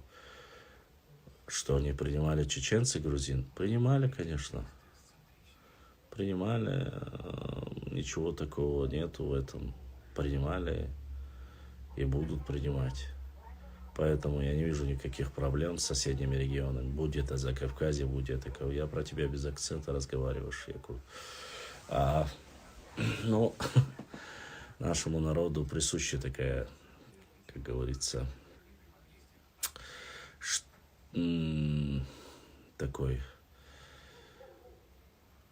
чтобы, если они хорошо изучают, учатся, они могут выучить любой язык и говорить спокойно, без всякого акцента. И тут нету никаких проблем с этим. Это может быть английский, это может быть немецкий, французский, любой язык. Очень такая присущая черта национальная. Но только это нужно захотеть. Ленивых, конечно, у нас немало. А так, конечно же. Насчет панкийских кистинцев еще. Панкийские кистинцы отдавали свою жизнь за Грузию, за Кавказ. Так что, я думаю, там они нормально. Башлам, мы хотим Курдистан. Но это, честно сказать, ваши внутренние дела. Я влазить не могу. Это сами решайте. И я не влазю в вопросы и проблемы соседних регионов. Это неблагодарное дело. Все языки произошли от нашего, поэтому...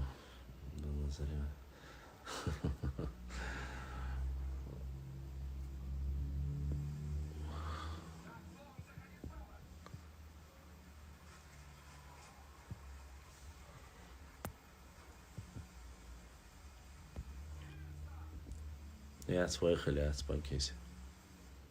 Ну, как понятие, выехали его куда тебя больше. Я отсюда и лет наш. Выкупить день дуешь, но ночью шехали, але я зандаться. Солнце гина, по крайней мере. 200 лет вечер. А это, если я слил шука.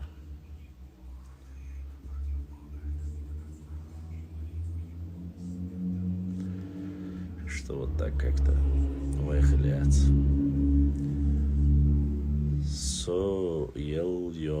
Соел и панкийских цах есть. Соел и панкийских хирцах есть, а я звачерё. Ага. А другие чеченцы изгнали грузинов из Абхазии. Как это оцениваешь?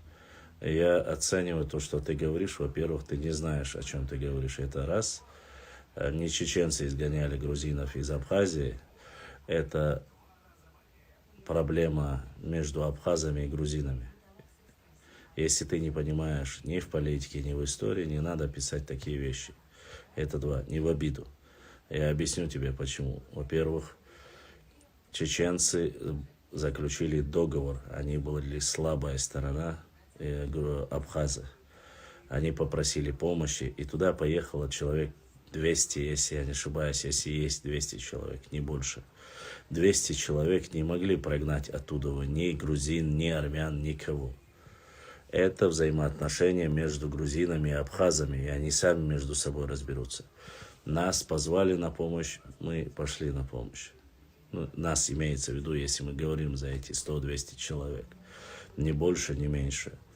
А если ты начнешь говорить мне, рассказывать про эти вот сказки, а это сказки не больше, я тебе поясню другое. Во-первых, начиная от Багратиона, которые воевали на стороне Российской империи, сотни, если не тысячи грузинских солдат, офицеров приходили, воевали и убивали моих предков. Гвишиани сожег 700 моих предков. Берия с Сталином вместе сослали, и погибло сотни и тысяч моих братьев, предков. Сегодня имею ли я право обвинять грузинский народ в том, что они это сделали? Или делают ли это чеченцы? Нет, не делают. Поэтому мы не ищем, кто больше кому навредил и что-либо сделал.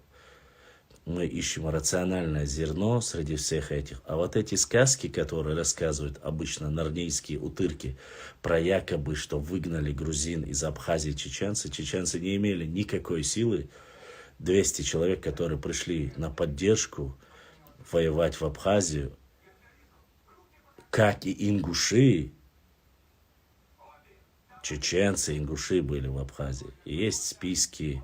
Сегодня просто только чеченцев в этом обвиняют. Возникли проблемы. Да, в 2008 году опять же определенная там какая-то военная часть, которая была в составе Министерства обороны России в 2008 году по освобождению, или там, я не знаю, как называть, как хотите, в Южной Осетии, участвовала. Но виноват ли в этом весь чеченский народ? Конечно же, не виноват. Спрашивали ли весь Чечен? Нет, эти люди были офицеры, служили в российской армии. И с российской армии пошли, не с чеченской армии. Точно так же в Абхазию, когда пошли, пошла не чеченская армия, не чеченские подряд. Не было там, даже не было 500 человек. 180, максимум 200 человек было. Так что поэтому рассказывать мне о взаимоотношениях между грузинами и абхазами, между осетинами и грузинами, и что мы там кому-то слабой стороне помогли, или слабой, или сильной стороне помогли, или не помогли, я говорить не буду. И думаю, не стоит и тебе говорить, если ты не знаешь всей глубины этого вопроса. Сегодня так, завтра по-другому. Неизвестно, как кто будет. грузин хорошие взаимоотношения с чеченцами, и у чеченцев хорошие взаимоотношения. Не надо пытаться вбить в кол, пытаться нам рассказывать про это. Мы все прекрасно знаем, и я знаю, по крайней мере, и я об этом говорю. Ты видел где-нибудь, чтобы я стравливал грузин или чеченцев, или говорил, что мы их не уважаем, или оскорблял? И никогда не увидишь. И нету ни к одному народу. А есть такие люди, не знающие, которые несут вот этот бред, нарнийский бред, и пытаются стравливать. Мне грузины ни тепло, ни холодно, вот так ничего не сделали, чтобы я их благодарил или что-либо говорил. Но я знаю хорошо, по крайней мере, хорошо не скажу, на троечку знаю историю. Я знаю, что сделали грузины, что сделали аварцы, кумыки, лезгины, адыги, ингуши, осетины, кабардинцы, нагайцы, казаки терские. Мне не надо, нам, чеченцам, не надо рассказывать нашу историю.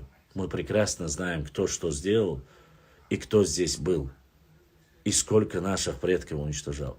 Или может тебе напомнить, как шейх Мансур отдал раненого Багратиона царской России за его мужество и отвагу. Хотя могли его убить за то, что он пришел воевать против чеченцев, но не убили. За его храбрость, мужество, за уважение. А были ли абреки грузинские, которые помогли чеченцам? Были. А чеченские абреки были, которые помогали грузинским абрекам? Да, были. Поэтому кто что сделал для кого, мне рассказывать не надо. Мне просто обидно по незнанию, что вы несете такую ересь. Особенно касаемо конфликта грузино-абхазского конфликта или грузино-осетинского конфликта. Не нужно лезть туда, где вы не сведущи.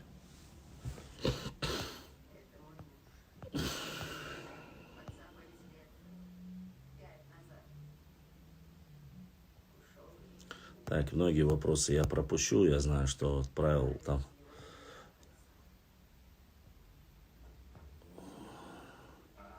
Я знаю, что адыги это общее название, брат. Я знаю.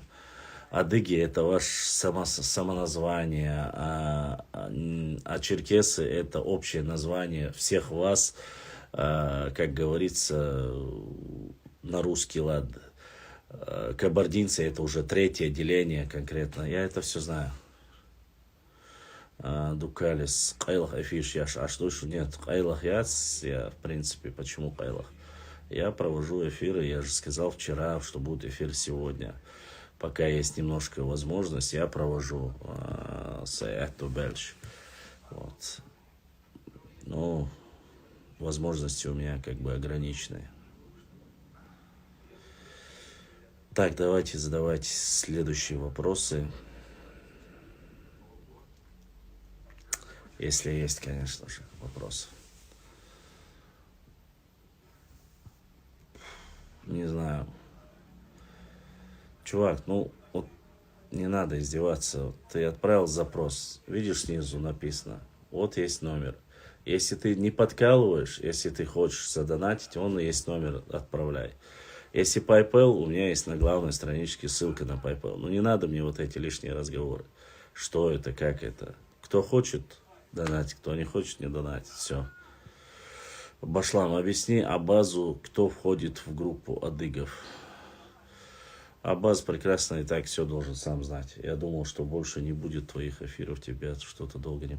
Дукалис, да, у меня не было эфиров, потому что технические проблемы, я всем объяснил. Я поэтому пытался собрать и купить другой телефон, но, к сожалению, у меня это не получилось, и благодаря некоторым братьям получилось заменить батарею, и вот частично я провожу дальше эфиры по мере возможности. Ассаламу алейкум, Башлам, есть точное место, название, где был убит Теми Бейболт? Не был убит. Теми Бейболт был отравлен. Его пригласили на свадьбу. Там его отравили. Национальность называть, кто его отравил, я не буду, но это одна из наших соседних регионов. Отравили, и пока он ехал домой, ему стало плохо, лошадь его привезла до конца домой, уже без сознания, он, да, уже И так, адык, брат, буду крошить, без разницы. 3 или 4 дня он дома пролежал после отравления. Так умер в постели Теми Бибо. Никто его не убивал. Вот эти сказки, что ему голову отрубили, кровники, это сделали, то сделали, это все выдумка и бред наших нарнийских некоторых соседей, которые любят рассказывать. Теми Бибо, гроза Кавказа, один из лучших дипломатов и политиков первой половины 19 века. Вот, один из лучших представителей нашего народа, личность которого до сих пор до конца еще не изучена. Поэтому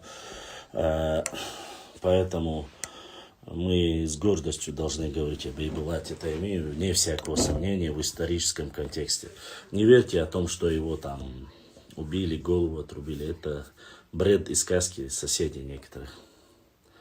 Понял, Баркала Масана. Башлам, если Будзик продолжит болтать, то ему объяснят. Он болтать это его Феня. Он по Фене, кажется, своей болтологией занимается. Будем пытаться. И сейчас кто-то еще из наших. Кто-то задонатил. И давайте.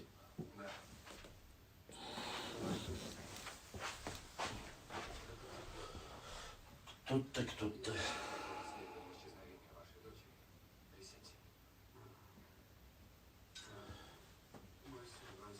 Имя не написано, кто. Ну, тот, кто задонатил через Тинькофф, ваш донат добрался.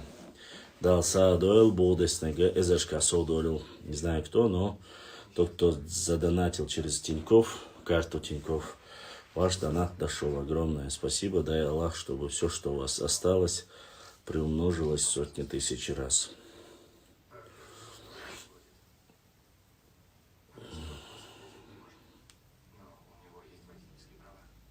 Нет, не общался. Никогда не общался, честно сказать. Ему говорили, чтобы он пообщался со мной, но он сказал, что не будет. Что спорить с ним бесполезно и нет в этой надобности.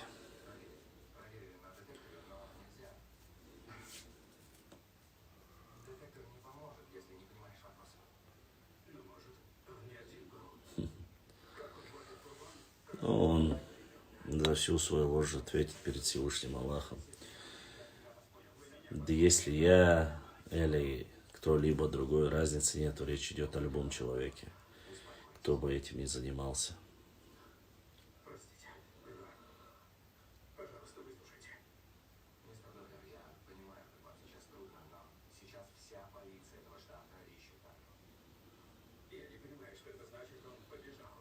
Да. Ну, тебе так сильно интересно это?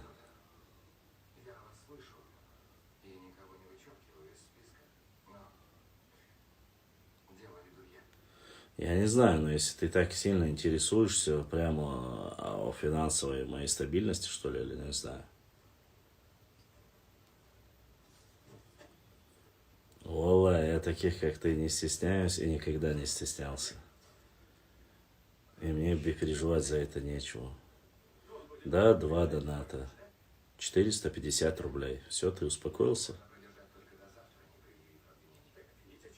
Поверь мне, за эти деньги меня никто не подкупит.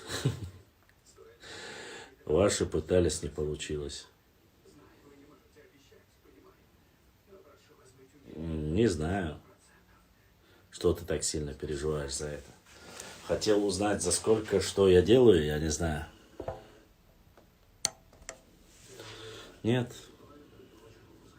300 и 150. Все. Успокоился? А теперь домой. Достал ты меня. Как будто бы я сокаться айдох, что ж, сын. Не переживай.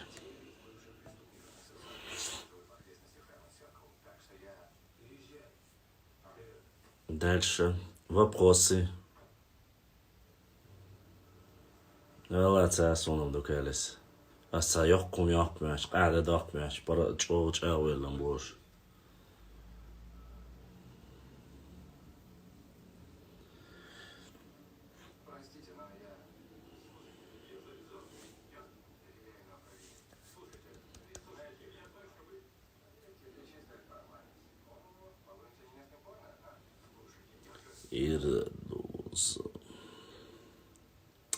Ну давайте, задавайте вопросы, я отвечу правильно, вот так и пошел. Я отвечу, потому что это все дальше я продолжать не буду. 2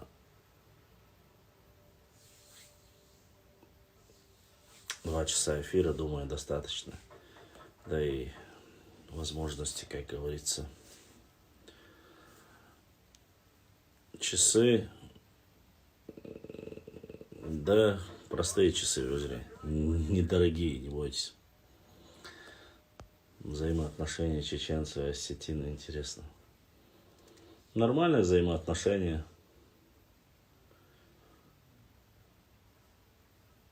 Валла, моти, заглядывай до тебя, умадам дать. У меня 3 карты. Ханд ирдагайта, цигах. قبعتم أخشى داتسان دال الحج براتش بولشاني خام ساسون нахиос шо дидуется. Внешность, кошелек, все что угодно, но только не об истории, не о правде. Не надо глупые вопросы задавать, конечно же. Какие хорошие, плохие. Башлам из тебя миллиардер делал. Ага. Ты слышал сумму, которую я назвал, да? Маловероятно, что я стану миллиардером. Взаимоотношения всегда были разные со всеми многими народами. С кем не воевали чеченцы, соседи, очень трудно назвать. Имеется в виду, кто там вторгался с царской Россией на нашу территорию совместными силами. Почти что все наши соседи это делали. Вне всякого исключения. Поэтому нападали ли они? Нападали. Отвечали ли мы им? Отвечали. Кровная месть и на них распространялась, и на нас распространялась. Закон гор действовал и среди осетин, и среди всех остальных тоже. А насчет мести и то, что чеченцы отомстят, это... думаю, доказывать никому ничего не надо. Происходило и всегда. Ну и с точки зрения, если говорить от остальных, осетины ничем не отличаются. И они приходили сюда с войной, с царской Россией. И, как говорится, было и плохое, и хорошее собой. И были на стороне и шейх Мансура некоторые представители осетин. Башлам. Пусть у тебя в наступившем году будет полный кошелек, моти. Эх, дай Аллах, моти, чтобы хотя бы половина твоих слов сбылось. Мне бы решить пару вопросов. Дальше я бы за это не переживал. Я неприхотливый человек и не люблю шикарно там шиковать везде, как ты знаешь. Вы знаете. И малого тоже достаточно. Вот, главное, чтобы аудитория была большая. Башлам, расскажи про осетин, которые воевали в Имамате. Очень мало информации. Но что были наибы осетины, если я не ошибаюсь, дегорцы, это факт. Имена их вроде бы где-то у меня список был, но я посмотрю, как найду, опубликую. А так я не могу сказать прямо, чтобы там большое количество было. Нет, конечно же. Башлам, осетины же тоже противостояли против империи. Наверное, я не сильно увлекался осетинской историей, братья, не сильно. Но я знаю, что очень хорошие взаимоотношения у них в свое время были с грузинами. Это было у них раньше, на ранних периодах. Ну, я не знаю, что произошло. Вы не забывайте, что среди исламского Кавказа, Северного, в принципе, и Закавказья, всего 3 субъекта, как таковых, являются православными христианами в основном. Это армяне, ну, католики, православные, мне разница, это армяне, грузины и осетины. Остальные все мусульмане. Это тоже накладывает такой вот особое отношение и взаимоотношения с царской Россией. Вот, и они, само собой, были форпостом в свое время, и многие блогеры осетинские сами об этом говорят и пишут, то есть рассказывают в своих эфирах, что было время, когда они были форпостом на Кавказе, то есть Россия на них делала в основном ставку.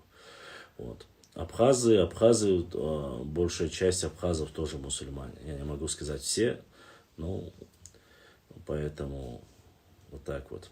Убыхский народ, узнаешь. Я про убыхов, это который сейчас язык вымер, да, если я не ошибаюсь. Это часть адыгов убыхи, если не ошибаюсь. Очень воинственное племя, очень достойное в свое время были убыхи. Очень жаль, конечно, что вот так произошло, что их рассеяли и почти что не узнали, не осталось их. Я читал о них совсем немного, но я знаю, что по воинственности у них они были очень отважными сынами адыгского народа. Я убыхов отдельно не читаю, прошу не обижаться. Это часть адыгского народа, но это как общество, как говорится, как общество, они очень мужественно, хорошо себя показали, особенно в Кавказскую войну. Ассаламу алейкум, брат. Эфиры смотрю твои, иногда, правда, не понимаю, о чем идет речь. Ваш язык не знаю, по мере возможности общайтесь на русском языке. Катаев 007. Я пытаюсь, в основном я разговариваю на русском языке, но проблема в том, что те люди, которые заходят, задают вопросы мне на родном языке, мне приходится отвечать им на родном языке. У нас есть и представители, особенно нашего народа, которые выросли за пределами, они знают только наш родной язык, русского языка они не знают. И они просят говорить, конечно же, на родном языке. Я вас прошу прощения, я, конечно же, веду свои эфиры в основном на русском языке, чтобы взаимоотношения у нас были очень хорошие. Так вот, по воинственности частью адыгского народа убыхи показали себе как самые лучшие воинственные воины. Одно из обществ адыгского народа очень хорошо. Да, к сожалению, даже те, которые остались, язык утеряли, их осталось, в принципе, не так много. Я не могу сказать, 30 тысяч или нет, но есть так. Башлам, как оцениваешь труды Далгата? Честно сказать, мне нравятся труды Далгата. Там, да, конечно, есть и хорошее, и плохое, но, к сожалению, трактуют каждого по-разному. Я на 4 оцениваю работу Далгата. Ну, в чем его проблема? В том, что он записал все, что ему рассказали из полевых материалов. Очень много он сделал, работал много. Я не могу сказать, что он много работал в южной части Чечни, но то, что он работал в Ингушетии очень много, и с нами, в принципе, немного работал, с чеченцами, имеется в виду. И это огромная честь и благодарность, есть у них хорошие материалы. Но акцентировать внимание на него как на профессионального историка я не могу, к сожалению. Я думаю, что вы понимаете это сами. О, Нохчи, Борз, Эльстаншхоевский, Берти, Борз, Харван Садулаев, если я не ошибаюсь. И Харван, Ула. Харван, ассаламу алейкум, рахматуллахи баракату. Да, духу ахвал, да, мукшмеш вахид. Да, у меня есть друзья убых, и язык они говорят так. Вот это праздник для Кавказа. Мир просто никто нигде не отметил.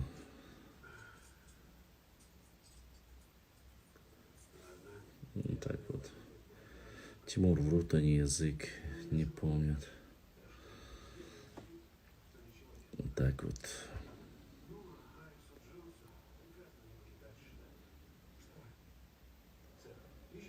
Да нет, у меня самые простые подписчики. Почему они богатые, не богатые? Самые простые подписчики с Ютуба, с Инстаграм. Небольшое количество, хоть 2, хоть 3 часа ночи они будут со мной. В основном бывает со мной. Но сегодня это я не буду, конечно же, так долго держать. Но сейчас вот последние минут 10 добьем и все. Так эфир постараемся проводить свое время, но уже свое, как говорится, золотое время по графику и по расписанию. Алейкум ассаламу рахматуллахи ва баракатуху, аслам. Вот.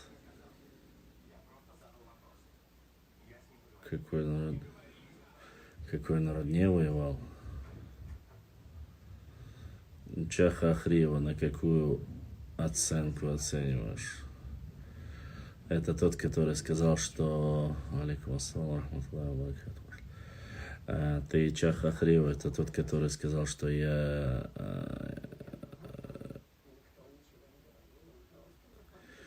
из чеченского племени ингушского общества. Про этого Чаха Ахриева. Честно сказать, я, как тебе сказать, я не хочу отвечать на этот вопрос касаемо Ингушетии. Как-то абстрагируюсь от этого. Про другие могу, а вот не надо. Просто про них я пытаюсь, не буду я. Да, тот самый. Я хорошо отношусь к его материалу. Все мы братья, иншаллах, уважаемые.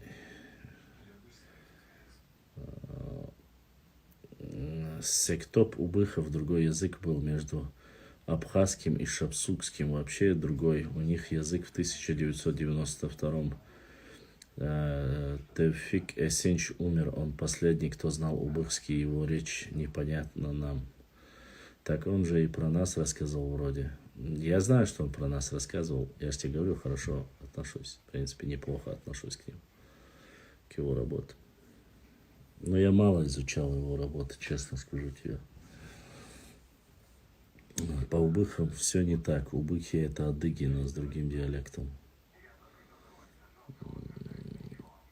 Я памятем de кервай Арван, но пойдет да. Ас оптимайз var. Памятник юха üyeştek dokharvan. Paydendek tajim sain etobin tajim уqdanista hum сахаксон. История, политика, политология, политтехнология, идеология, психология. Со всем этим я неплохо разбираюсь и прекрасно я знал. Поэтому вечная ваза, хорошо.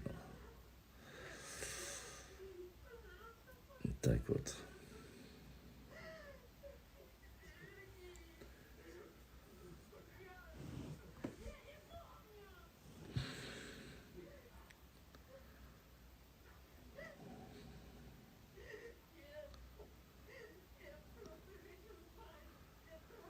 Вот так вот.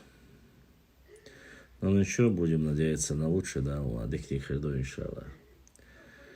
Все будет, нас не будет. Сегодня я так и не успел прочитать вам хоть один параграф Хасана Бакаева. Ну, надеюсь, что в следующем эфире обязательно постараюсь. И что у нас здесь? Странно, запрос пришел по вопросу, а написано вопросов пока нету. Слава всему Кавказу. Башлам. Я не совсем доверяю историкам, которые пришли во времена большевиков. Ну, во времена большевиков, конечно, ну, почему?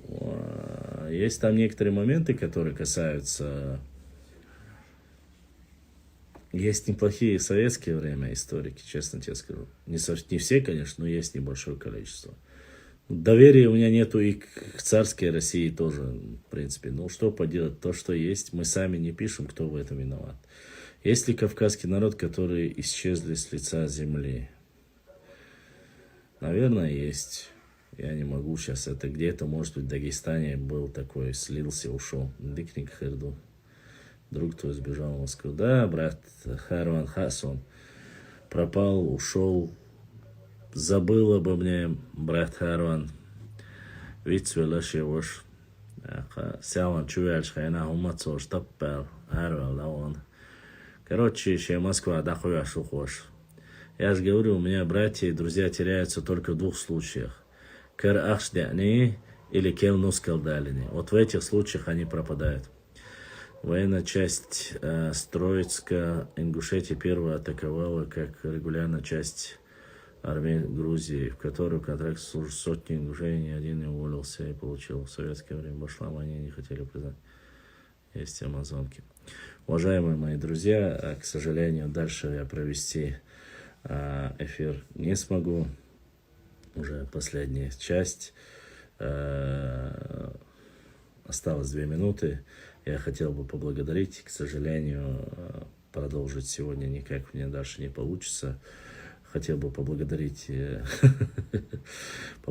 вас, Танзила, и еще один брат, или, кажется, те, которые задонатили. Аллах дал саадуэлаш, я это остальным братьям, сестрам, которые оставались сегодня в эфире, огромное спасибо. К сожалению, после 2 часов дальше мы завершим. Всем огромное спасибо. Пишите в директ, не забывайте подписываться на канал, распространять наше видео. Приглашайте побольше к нам новых подписчиков для общения. Следующий эфир я постараюсь сделать в среду. Я сделать не смогу, потому что у нас ограниченные возможности. Постараемся пятницу, субботу, воскресенье эти 3 дня держать. Если каких-то экстренных случаев не будет, в среду мы не сможем. Я постараюсь сообщить. А так, увидимся с вами в пятницу 22:00 или 23:00.